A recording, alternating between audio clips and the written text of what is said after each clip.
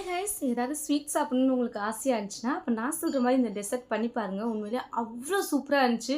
அப்படியே குடிக்க குடிக்க இந்த வெயிலுக்கு நல்லா தொண்டைக்கு நல்லா இதமாக போயிட்டு இருந்துச்சு. வாங்க எப்படி பண்ணுறதுன்னு பார்க்கலாமா?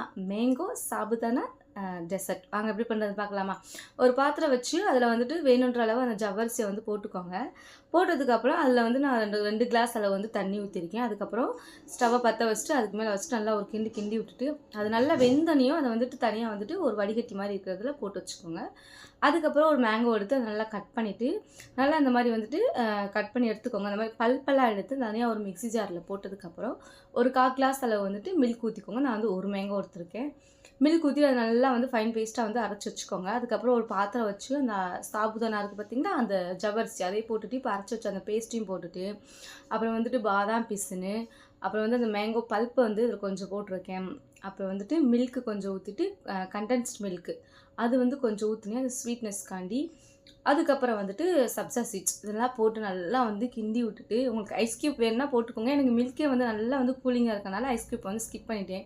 அதுக்கு மேலே ஒரு டம்ளரில் ஊற்றி நட்ஸு அது ஆப்ஷனல் தான். நெக்ஸ்ட்டு வேணுமா போட்டுக்கோங்க. குடிக்க குடிக்க அவ்வளோ சூப்பராக இருந்துச்சு. Thank you so much. பாய்.